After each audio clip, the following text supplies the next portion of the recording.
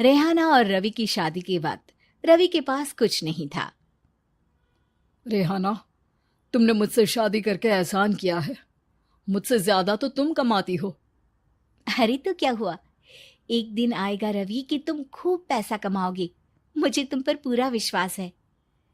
रवि और रेहाना खुद को स्टैंड करने के लिए पूरी मेहनत करते। रेहाना, मैं नौकरी नहीं करना चाहता हूँ।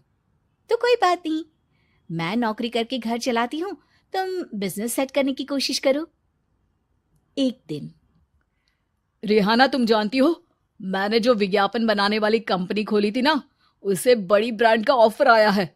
अब हम लोगों के दिन ब्यारे न्यारे हो गए हैं।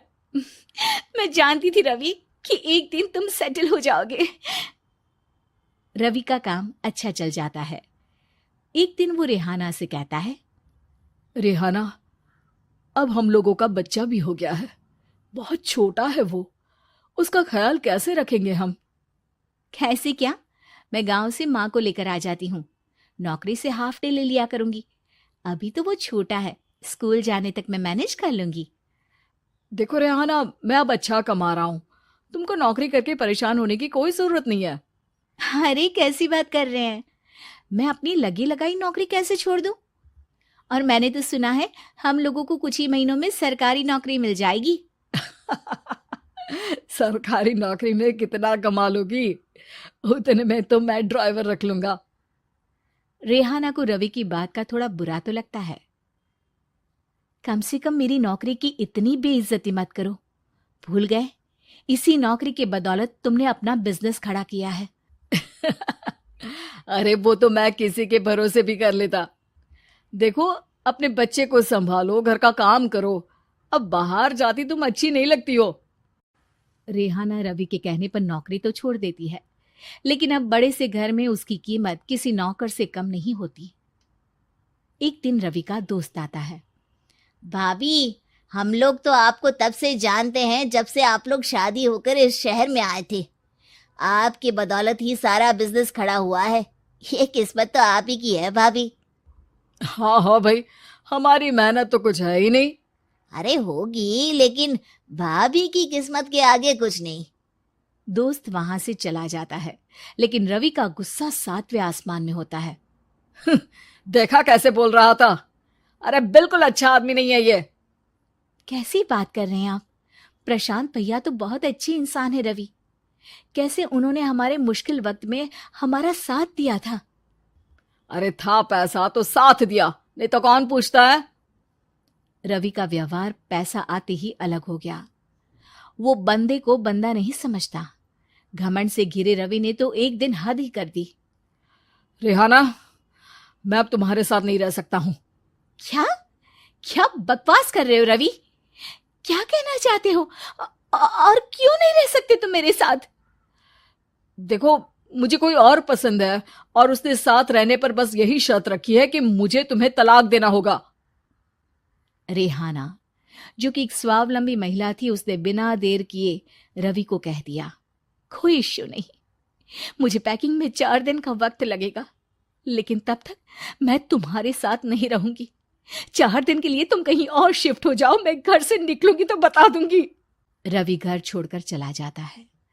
रेहाना को दुख होता है, वो रोती है, लेकिन व्यवहार से स्ट्रांग रेहाना को पति के वापस आने का और उसे सबक सिखाने का पूरा भरोसा था।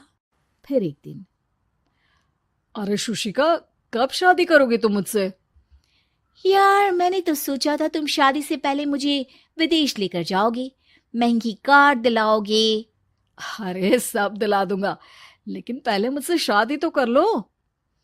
हाँ हाँ, क्यों नहीं। मैं कुछ दिनों के लिए अपने मम्मी पापा के पास जा रही हूँ और लोगों से अपनी शादी की बात करूंगी। अरे शुशिका, कैसे रहूंगा मैं तुम्हारे बिना? अब तो शादी ही होने वाली है हम लोगों की। शुशिका रवि को छोड़कर चली जाती है। रवि घर आता है, जहां रेहाना को ना पाकर उसे सब अजीब लगता है। घर तो रेहाना के बिना कुछ नहीं है। बच्चे की याद भी आ रही है। चलो एक वीडियो कॉल कर लेता हूँ। रवि रेहाना को वीडियो कॉल करता है, लेकिन रेहाना फोन नहीं उठाती। रात को सोते वक्त मन कर रहा है मुन्ने को गले लगा लूं। चलो कोई ना, शुशिका से शादी के बाद मेरे और भी बच्चे होंगे। अगले दिन रवि ऑफिस जाता है, जहां टीना खड़ी होती है। सर, आपने अपने नए ऐड के लिए मॉडल की रिक्वायरमेंट डाली थी ना, मैं उसी के लिए आई हूँ। रवि टीना को देखकर खुश हो जाता है। अब शादी हो गई है तुम्हारी? नहीं सर, बस अच्छा सा हैंडसम और अमीर लड़का देख रहे हैं मेरे मम्मी पापा। रवि के दिमाग से तो टीना को देखकर शुशिका का ख्याल भी खत्म हो जाता है। अरे यार, ये लड़की मिल जाए कितनी सुंदर है। शुशिका तो इसके आगे कुछ नहीं है। अब क्या तुम्हें ऐसा नहीं लगता कि मुझसे मिलकर तुम्हारी ये खोज खत्म हो गई है? आप तो 2 बच्चों की पापा लग रहे हैं। अरे नहीं नहीं, मेरी शादी तो हुई थी, लेकिन बीवी को किसी और से प्यार था, मुझे छोड़कर चली गई। खैर, टीना की दोस्ती रवि से हो जाती है, लेकिन 1 महीने बाद शुशिका रवि के पास वापस आती है। मेरे मम्मी पापा तुमसे मिलना चाहते हैं, लेकिन उन लोगों को ये मत बताना कि तुम पहले से शादीशुदा हो, और हाँ, शादी से पहले अपनी सारी प्रॉपर्टी तुमको मेरे नाम करनी होगी। अरे पागल, अब मैं तुमसे शादी ही नहीं करना चाहता। भला ऐसी लालची औरत से कौन शादी करेगा? तभी वहां टीना आ जाती है। रवि, ये पागल सी औरत कौन है?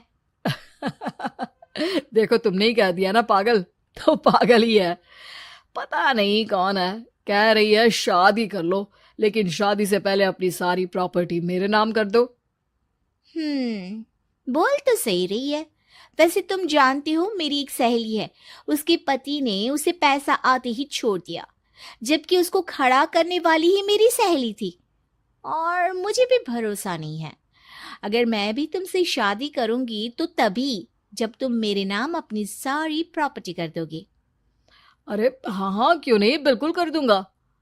रवि और टीना की शादी की तारीख तय हो जाती है। वो अपनी सारी प्रॉपर्टी के कागज लेकर शादी वाली जगह पर पहुंचता है, लेकिन वहां टीना आती नहीं।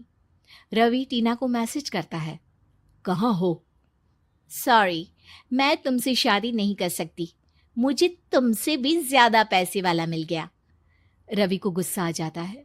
वो गुस्से से सारा डेकोरेशन तोड़ रहा होता है कि वहां रेहाना आ जाती है। सर, क्या हो गया? क्या डेकोरेशन पसंद नहीं आई आपको? तुम यहाँ क्या कर रही हो? मैं यहाँ की डेकोरेटर हूँ। क्या आपको पसंद नहीं आई यहाँ की सजावट? रवि दौड़कर रेहाना के गले लग जाता है। मुझे माफ कर दो रेहाना। रवि रेहाना के गले लग जाता है और रेहाना टीना को थैंक्स का मैसेज करती है।